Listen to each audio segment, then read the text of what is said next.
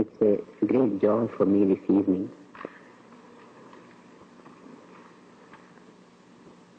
to speak about a new element, as Jerry said. But when I think of the new element, a proverb comes, nothing is new under the sun. Maybe something is discovered. So what I will be speaking about will be nothing new, something very old, ancient, very familiar to the content of life and yet gone beyond the obvious experience. Something which is so essential to life and that has been overlooked. And that is the reason why everywhere in all parts of the world for centuries,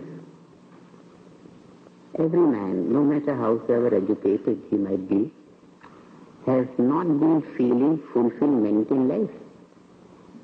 Even in the field of education, the thirst for knowledge is not fulfilled. Somehow something is missing in the field of education. If we try to go deeper into this aspect, what we find is, the more one knows about a subject, more he becomes aware of the greater field of the unknown in that subject. It's a terrible way of looking at the field of education.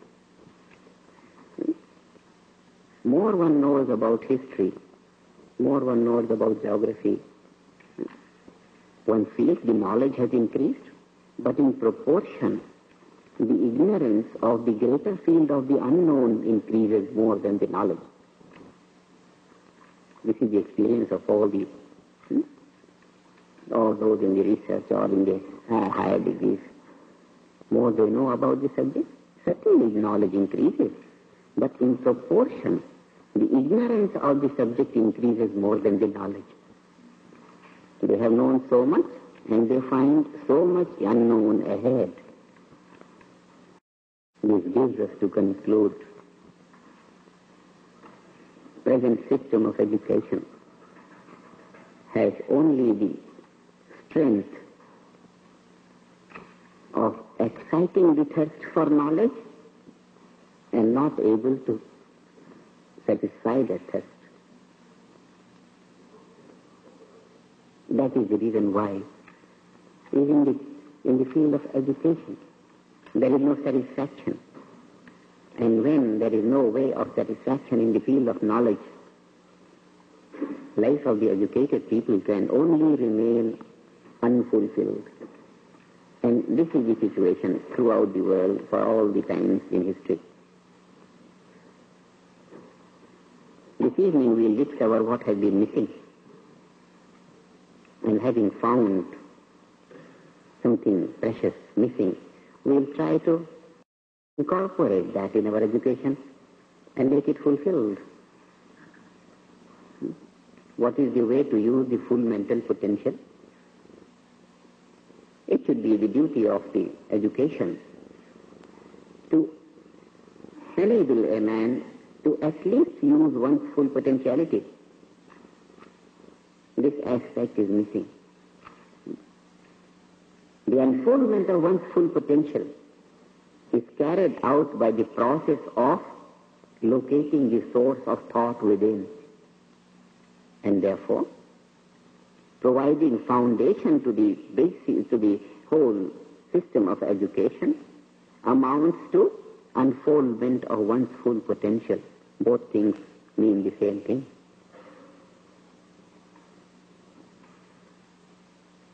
People ask me if it is possible for all the people in the world to using their full mental potential. I say it's not only possible, it is easy. Because if we can teach all the people in the world A, B, C, D, why can't we teach them from where A starts and from where B starts? It doesn't take much time. In the same course, only to go a little back.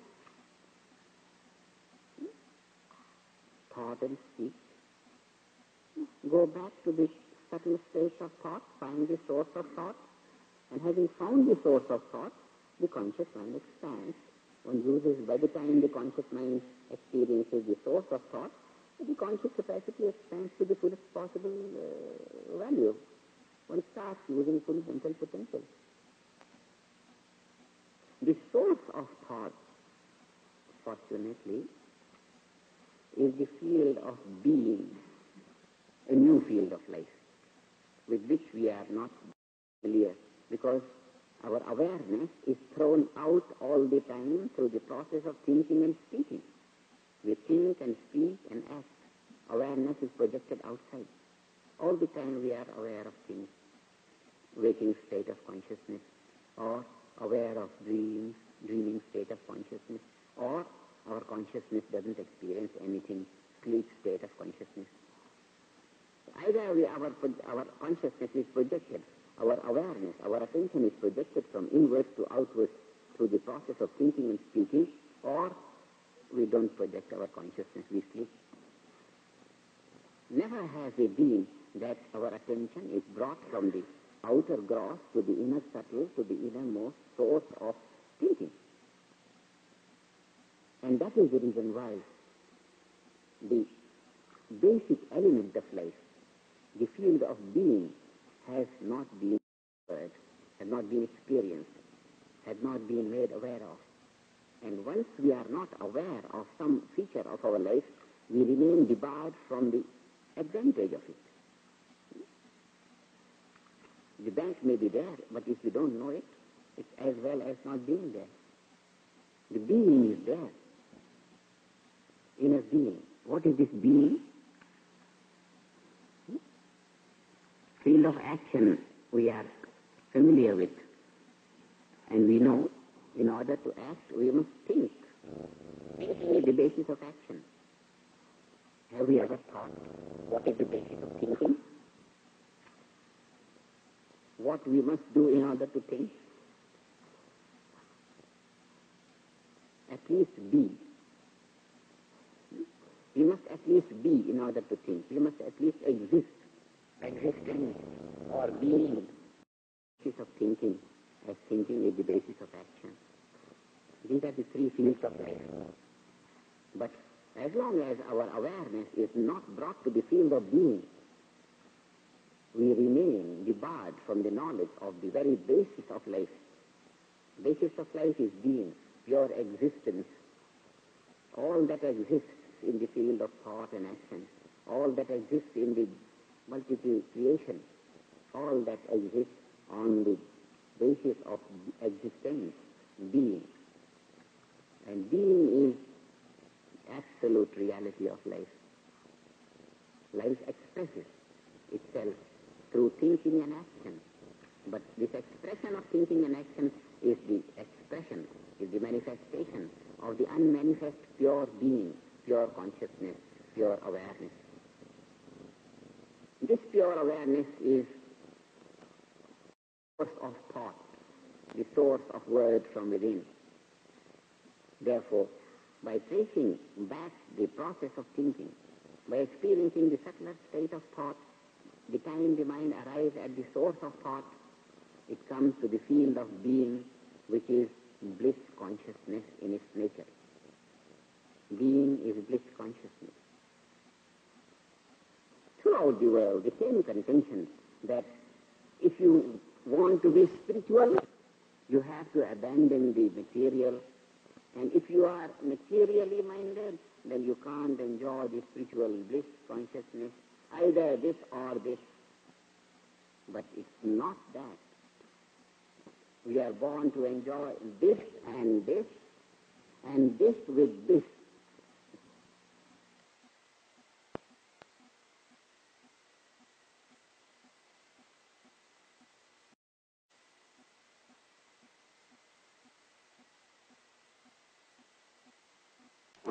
Material and spiritual, 100% material glories of outer world and 100% inner spiritual bliss of being.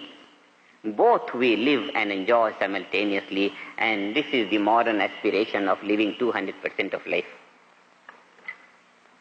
brought about by that technique of transcendental meditation. When the outer life is moving towards inner, and when the inner life brings fulfillment to the aspiration of outer life, because it is bliss consciousness, it's infinite happiness, and the search of outer is always towards the happiness.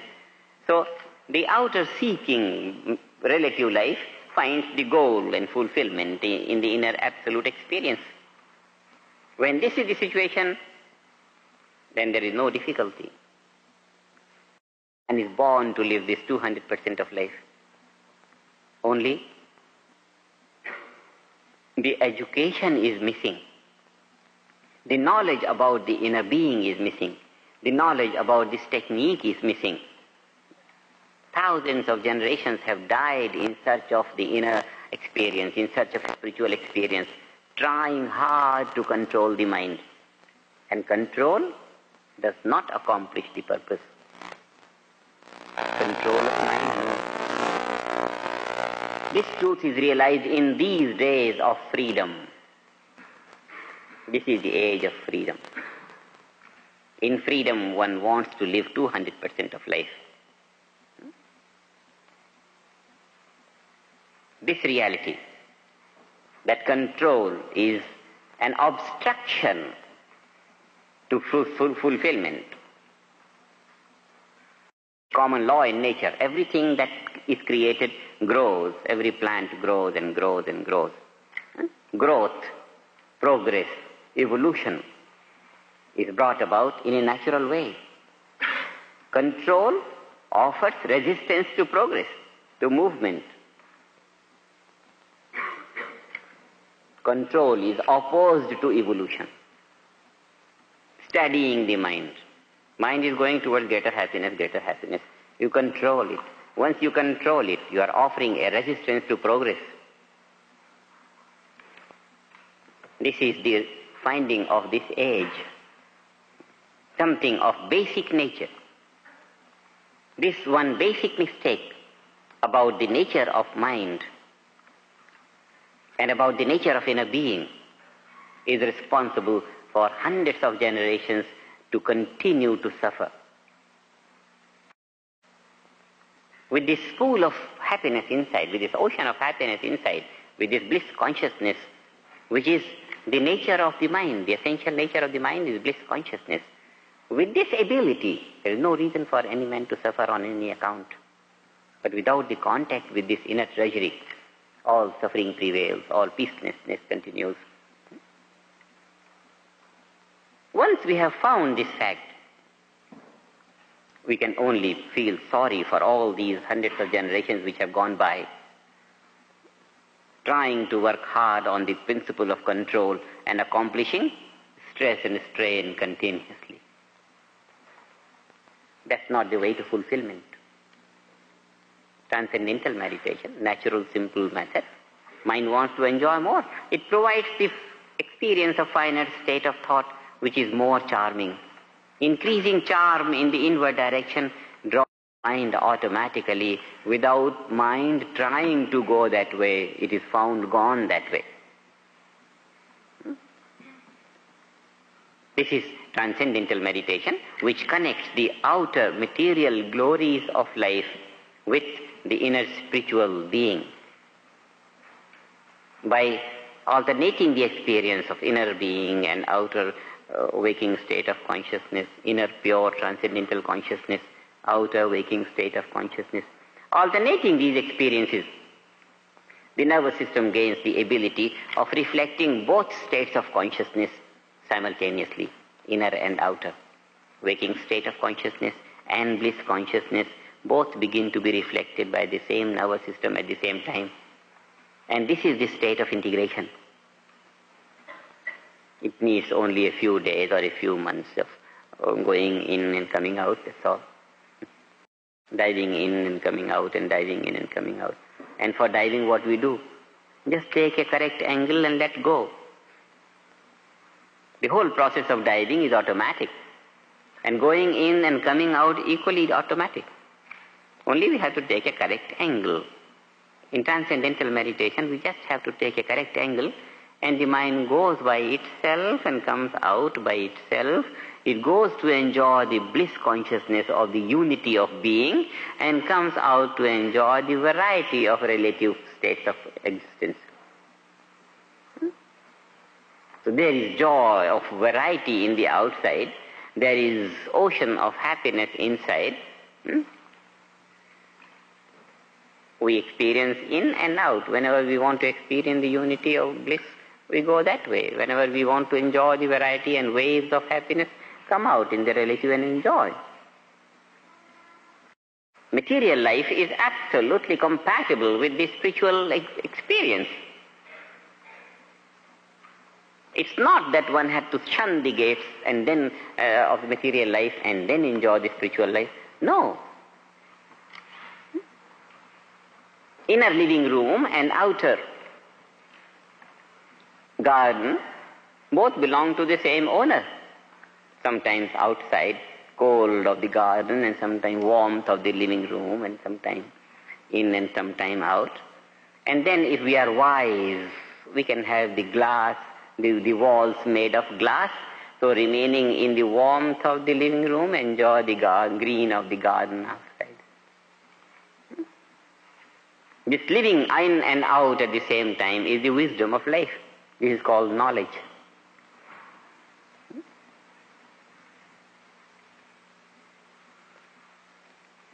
Meditation is something very, very natural. It does not need control, concentration, because if we are listening to a radio here, to listen on to a better melody coming from this side, we don't have to control the mind. Mind is automatically found that way. From a field of lesser happiness to a field of greater happiness, the mind goes spontaneously. It's the natural tendency of the mind to move on to a field of greater happiness. So, using this natural tendency of the mind, we bring the experience of inner being, bliss consciousness to the mind automatically. This gives us the plain picture of the structure of life, inner life, outer life, and living, and the possibility of living them simultaneously. Transcendental meditation came to be understood in this way. It has created a possibility of creating a society free from suffering. Now the plan is to start open academies of transcendental meditation everywhere throughout the world. The responsibility on the individual man is tremendous. It only needs to incorporate the inner values with the outer values through a few minutes of morning and evening meditation.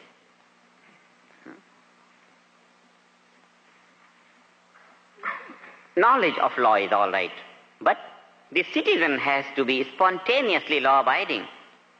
And then, laws are so many. It's not possible to remember all the laws all the time. And therefore, it's not possible to be law-abiding on the basis of the knowledge of law. What is necessary is to get in tune with the cosmic law, get in tune with the inner being, and then enjoy the sympathy and support of the nature. Spontaneously, the life will be law-abiding. And then, world peace will be automatic. Not that the experts in law gather together to say it is very difficult. No. Nothing is difficult from this point of view of developing full man. Because man has been underdeveloped throughout the ages, he has not known how to live peacefully. All peacelessness and suffering has only been due to lack of full development of man.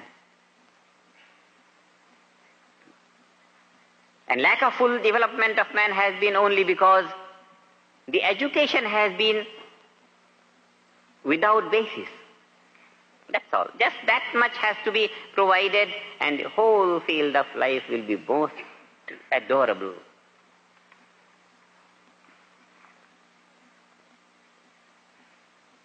This is one simple message of incorporating that missing link of being through a simple natural technique of transcendental meditation in order to live life in fullness. Two fullnesses, one fullness of material, other fullness of spiritual. This is something which presents to us the possibility of the world free from suffering. And this presents to us in the field of education. This presents to us the possibility of bringing fulfillment to our quest for knowledge. Our thirst for knowledge can be satisfied by developing the mind, developing the container of knowledge. We are reading this and this and this, and reading so much, and as we go on to the higher education, the subjects become less and less and less, and eventually only one subject. Because the container of knowledge is not big enough to contain all spheres of knowledge. That is why speciality is special. Either history, geography, this and this. Specialized education. This only means the container of knowledge can contain only so much and no more. The present education is like bringing information here, there, and gathering information. If one remembers, then fine. If doesn't, then the education is not complete. What is necessary is, it's like we are given a knife to cut the vegetable and keep on cutting the vegetable, and then cut the vegetable in triangles and quadrants and this different designs. Fine. But what about sharpening the knife? If we don't take time to sharpen the knife, all our knowledge to cut it in different pieces like that and like that and like that may just be a bore and a burden. If the knife doesn't cut, then what to do? If the mind doesn't work, then what to do? So with meditation, we sharpen the mind. Sharpen the mind means expand the mind. Clear mind. With clear mind, we study as much as is possible. All the branches of learning in the relative field are highly essential. But the container of knowledge should also be enlarged. The mind should also be sharpened. The mind should also be developed. And the man should not remain using only a small portion of the mind. No. This is something which has been missing, and it is now open to all the fields of education to incorporate this transcendental meditation in their daily routine.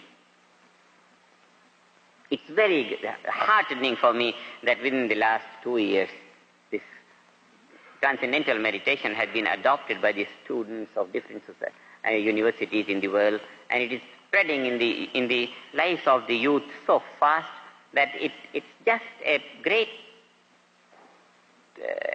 a matter of very great pride and joy to see that the youth of the world, on whose shoulders lies the responsibility of the coming world, are really sensible.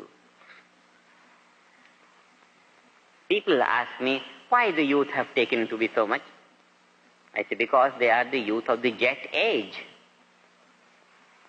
The youth of the jet age go faster than the youth of the what age? Bicycle age or motor age or something. The youth of the jet age, if they see something good, fine, go ahead, adopt it, and one step ahead they have gone. The aspiration of modern mind is so laudable. We want to accomplish this and this and this and this. We want to live in moon and we want to live on the earth, and aspirations are great. And when the aspirations are great, we must start working from the improved level of energy and intelligence.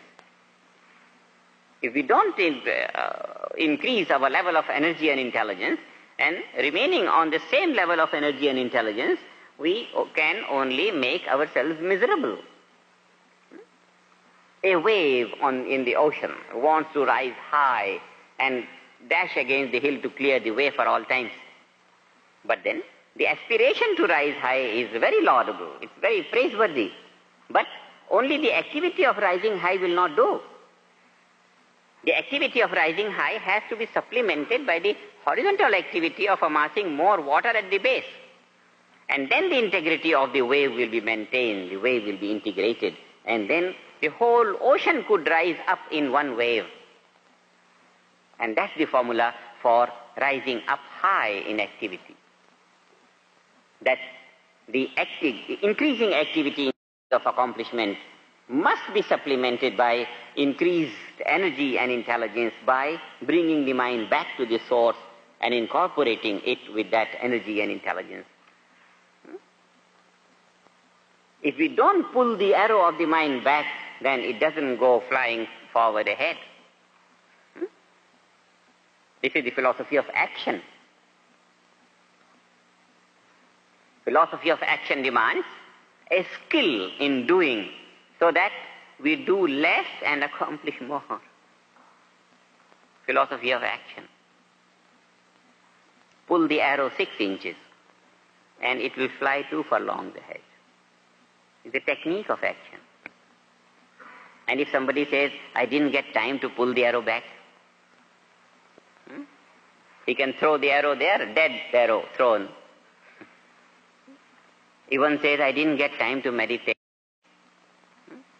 Someone going to the market says, I didn't get time to go to the bank. He can only suffer in the market.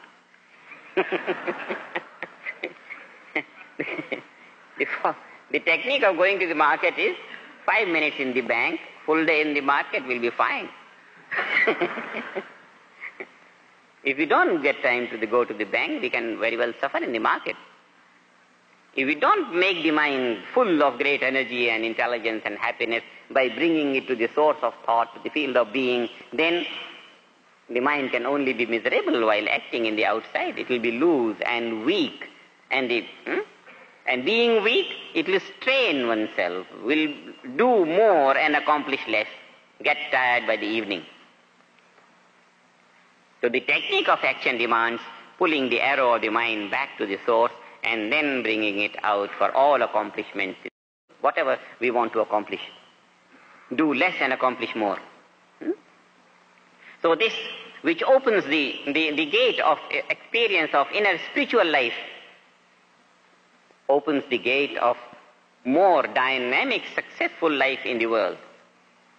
Not that we have to abstain from the world to get to inner spiritual experience, but in order to get to the more dynamic influence in the field of action, we must go deep within.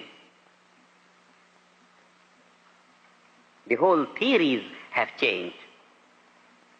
And this is what has made this transcendental meditation popular in the world.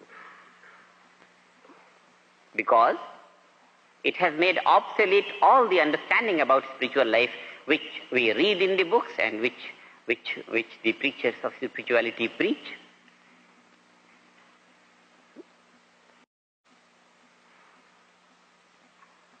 It is the experience of everyone. If someone has failed in the class, he's so gloomy and so dull, he goes to the cinema, doesn't enjoy the cinema.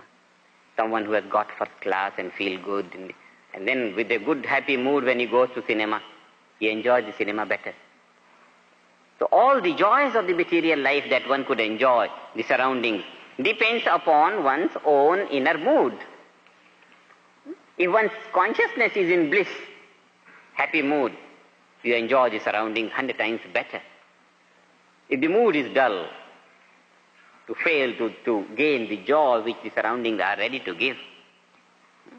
So even to be able to enjoy the joys that the surroundings and the material life can possibly confer to us, can possibly give us, it is necessary that we incorporate the practice of transcendental meditation, going in and coming out every morning and evening.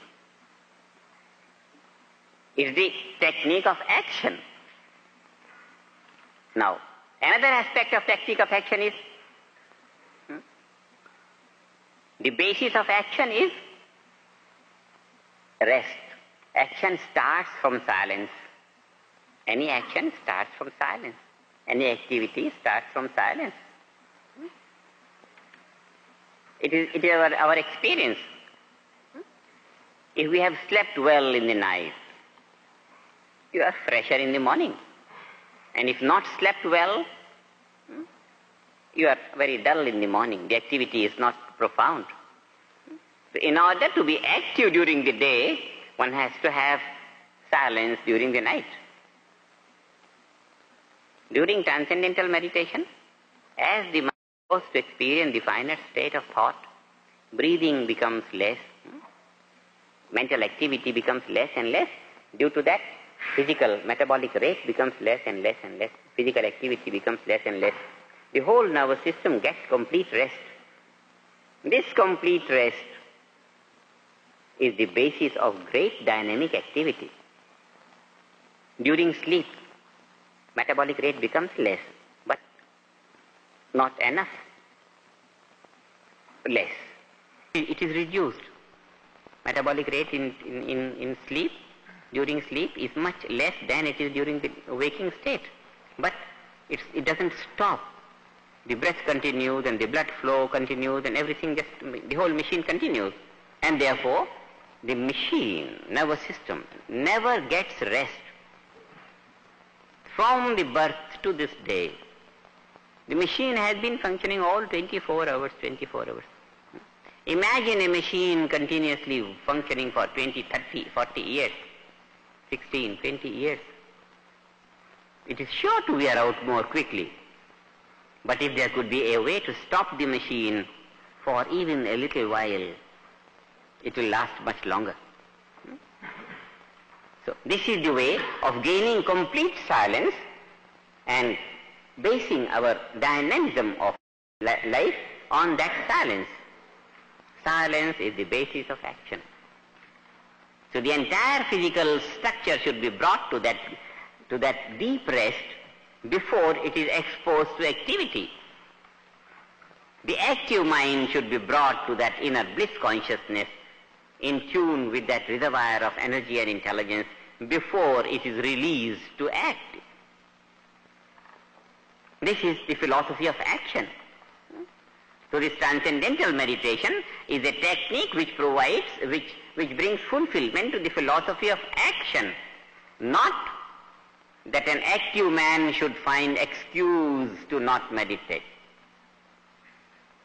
Some young man in some university said, we are young and this is the time to play about, and this, when we become old then we'll meditate and things. Then I said this transcendental meditation particularly is not a preparation to death. It's a technique of more successful, more dynamic, more fulfilling life.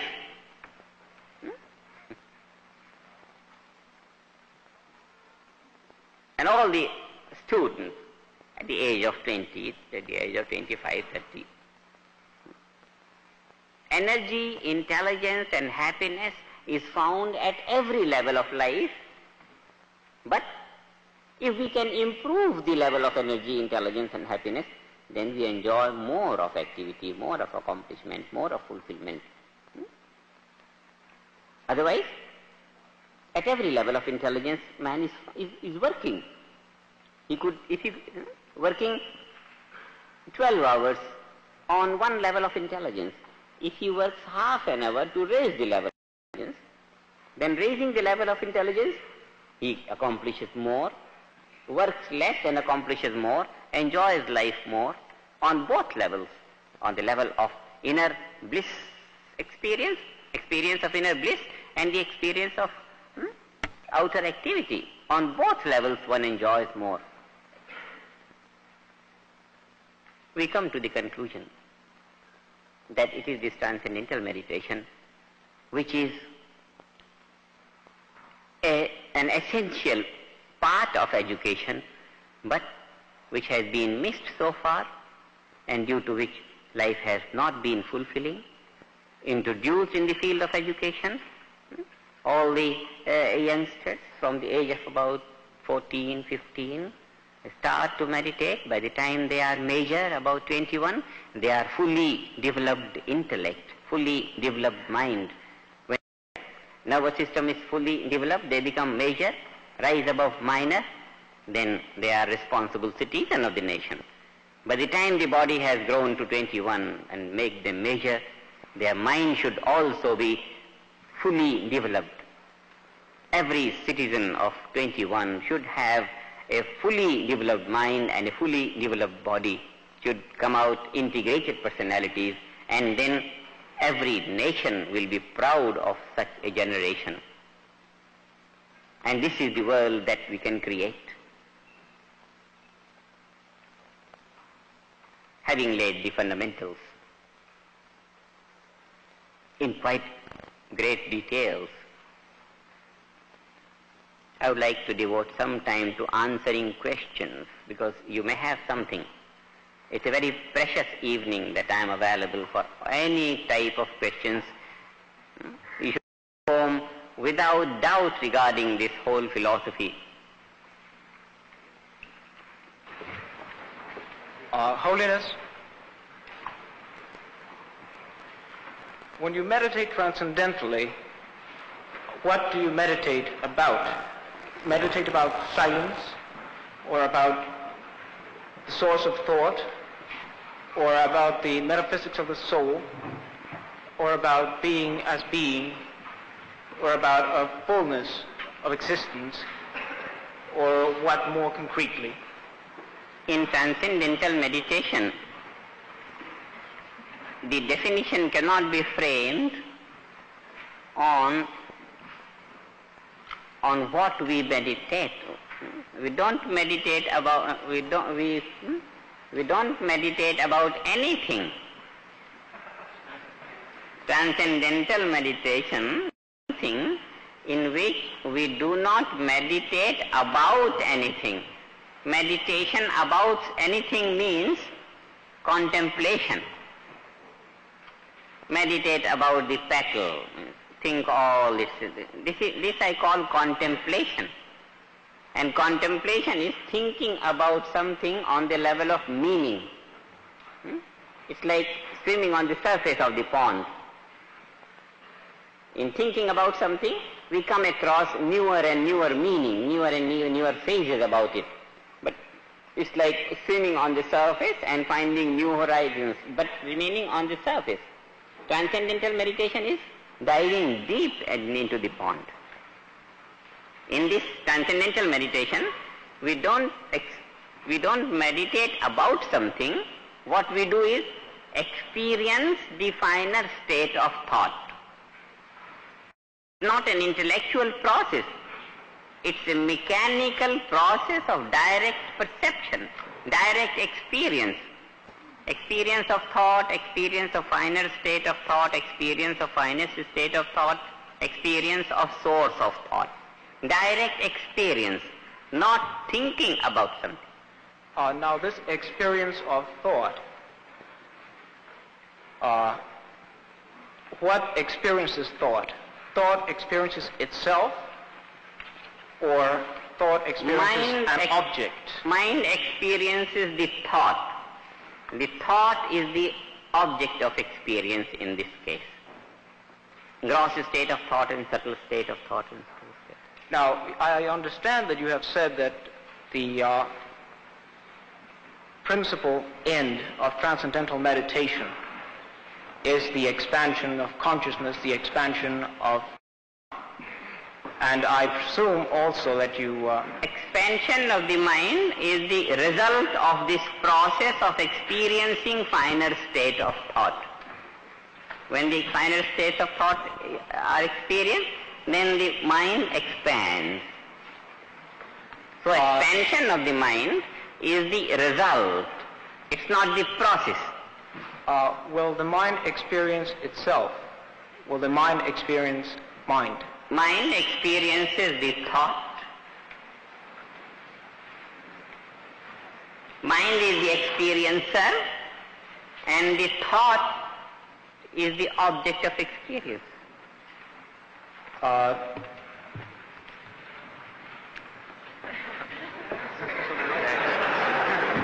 Yes.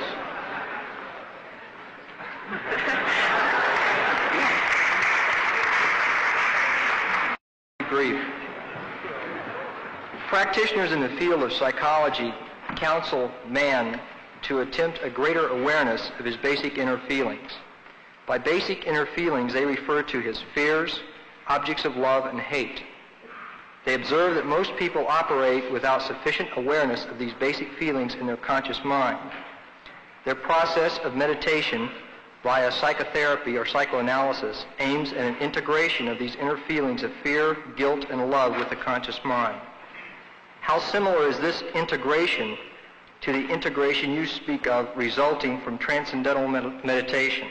How is your result and process different? It's completely a different type of integration.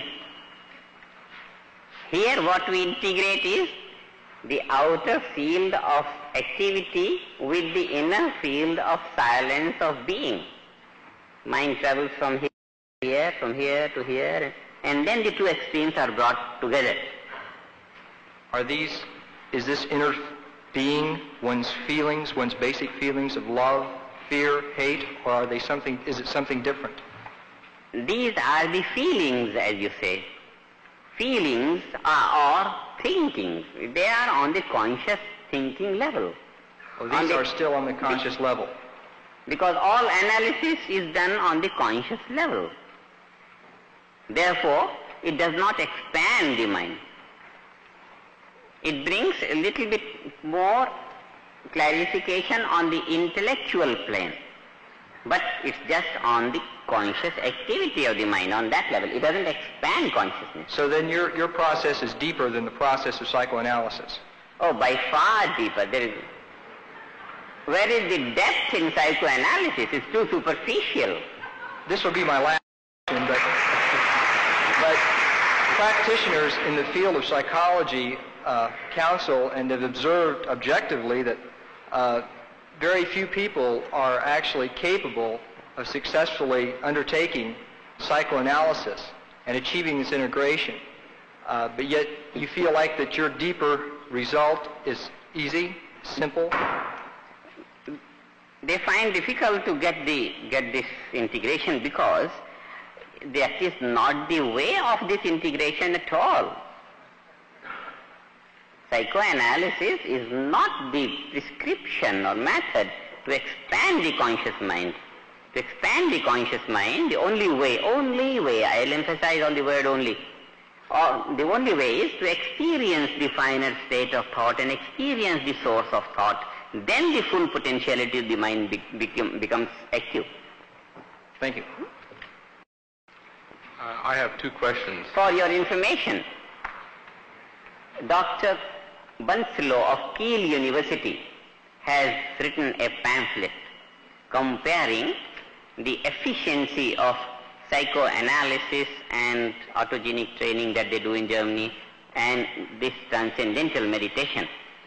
And there he has pointed out these subtle differences, how psychoanalysis helps to remove stress and strain and how transcendental meditation gets to the cause of it. It's a beautiful pamphlet.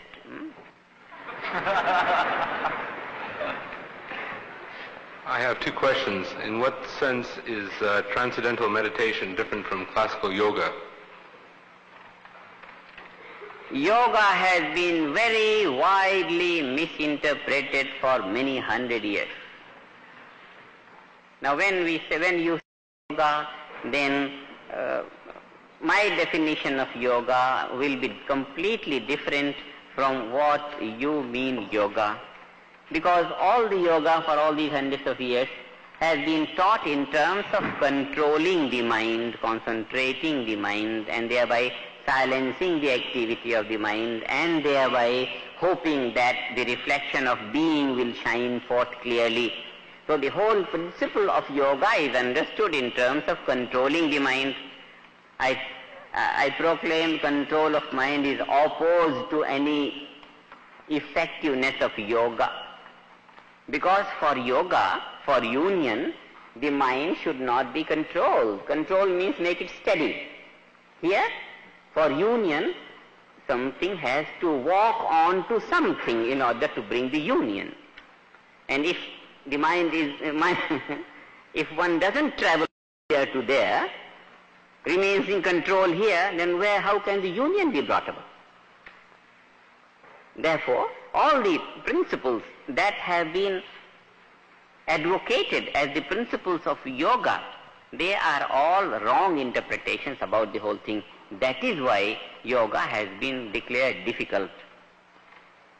According to my system of transcendental meditation, yoga is a spontaneous result of nothing but the very structure of life. Outer life is moving in search of greater happiness. Infinite happiness is there. Therefore, yoga should be spontaneously brought about.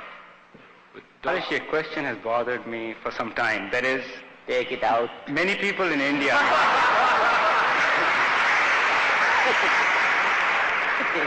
Take the botheration out. Many people in India started meditation, then they started getting away from life. And was it because they did not place enough emphasis on scientific and material progress? So they started leaving life and going to the forest, and then to the extent they left all the people in a state of without leaders. They were all motivated by that principle of control and control and control. You think that was different from this meditation? This is the basic thing that has done greatest harm to Indian life and Indian philosophy. Control and negation and need of penance and strenuous practices for inner spiritual life. The whole thing was wrong. What emphasis do you place on scientific thought and scientific progress for material values? All emphasis. In any field of progress, it's only the methodical approach that gets success. Scientific thinking means methodical thinking, systematic procedure of advancement. That alone can bring success. Now, do you think that your philosophy is being spread as much in India as here also? Of transcendental meditation? It's gaining ground here and there and everywhere. Okay, thank you. Your Holiness, perhaps it's a product of 4 months at Harvard Law School, but I can't help being concerned with practicality. Oh, of course, law should be all practical. Thank you. Yes? You spoke of transcendental meditation as a way of achieving world peace by alleviating suffering in the individual. Beautiful synopsis of what I have said.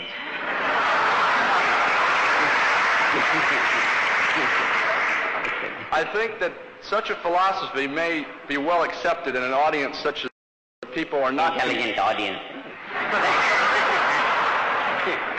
That's why I spoke like this here.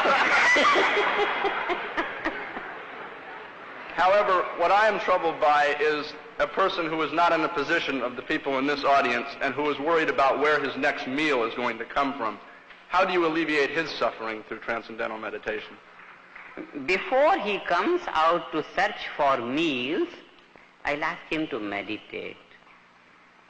And then he comes out more energetic, more intelligent, happier.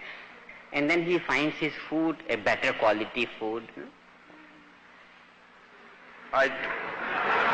That may be a qualitative answer, but it's not quantitative, and I don't think it's going to fill his stomach, and I'm concerned with that, Your Holiness. No. Meditation will not fill his stomach because it needs rice and bread and butter to fill the stomach. But to earn rice and butter and bread, what one needs is more intelligence, more intelligence, more energy. And if a hungry man can be a very miserable hungry man, or he can be a happy hungry man.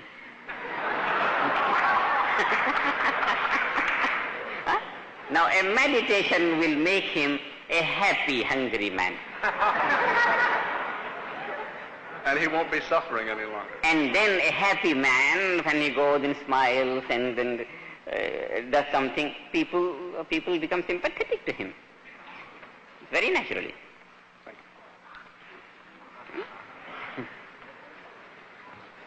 I'm not quite sure what you mean by law-abiding. If a man finds inner harmony... Law-abiding means progressive. Well, if a man finds inner harmony through transcendental meditation, and he feels that the cosmic law or the natural law is in conflict with some national law, what would he do in this position? Would he go against one? Would he go against the cosmic law? Or would he go against the national law? Or would he compromise them? It's a beautiful question.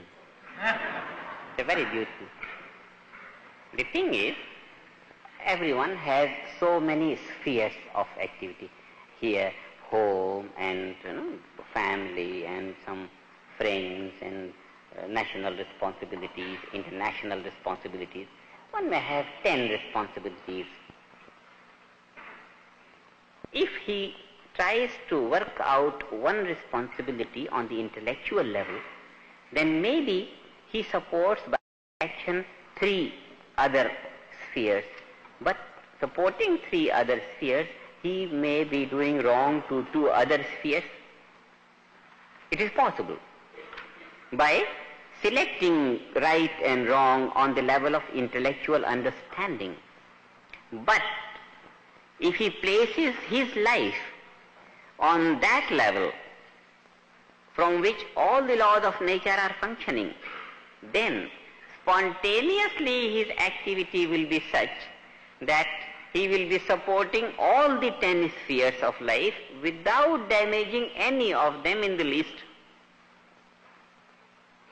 Working out the support of one on the level of intellectual understanding, he might bring damage to some others. But by bringing the level of his life on that basic cosmic law, one can only do good to all the possible phases of life. There's a big difference in that. You propose then, if the cosmic law should happen to be in direct conflict with a natural law, and you can, and the cosmic law, in order to follow it, you can only conflict with a natural law.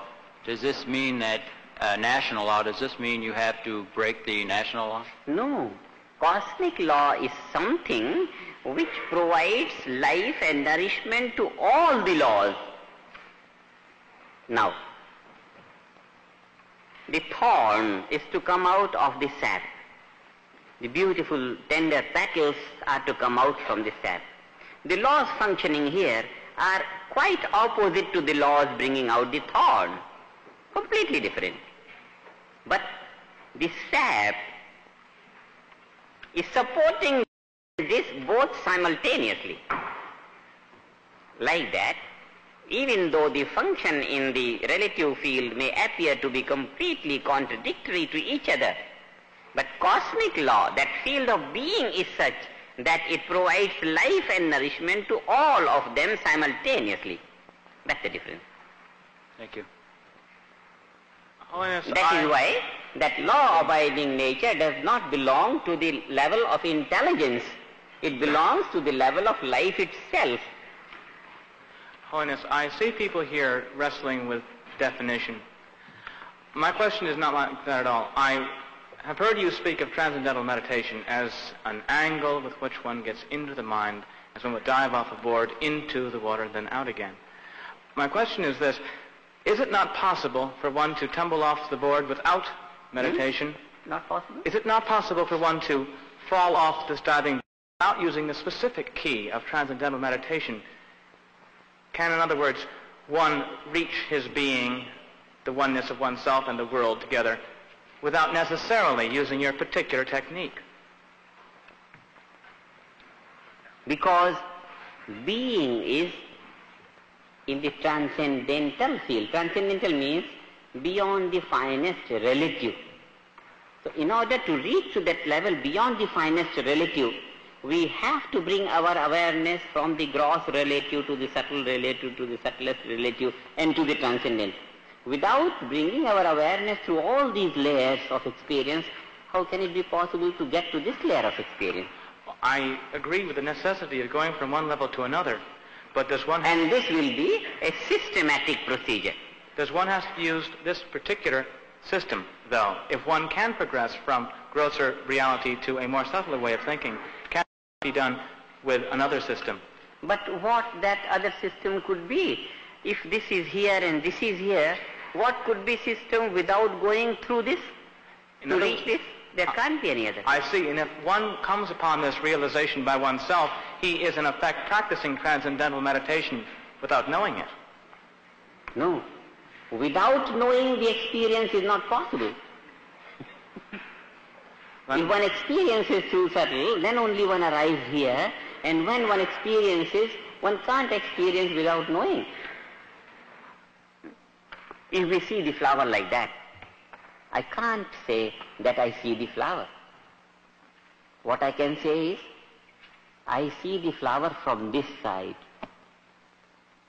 To make a statement that I have seen the flower, I must see it from this side, from this side, from this side, from this side, from above, from below.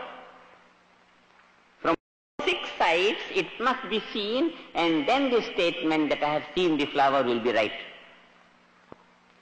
So the knowledge of anything according to Indian philosophy will be true knowledge if it is verifiable from 6 systems.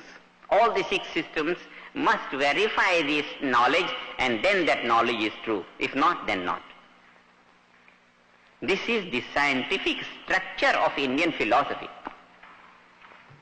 Just as science will not accept something which has not been experimented, which has not been proved by experimentation, so Indian philosophy will not accept any principle if it is not verifiable by the 6 systems at the same time. Now here we find a match between science and philosophy. Indian philosophy and modern science meet on this level of the ability of experimentation to prove knowledge or prove the experience. Thank you very much. On behalf of the forum, I would like to thank Mr. Charlie Gear, President of the Boston branch of SIMS, Mr. Jarvis, and of course the Maharishi. The meeting in Sanders is now adjourned. Those of you who are hearing my voice in Lowell, we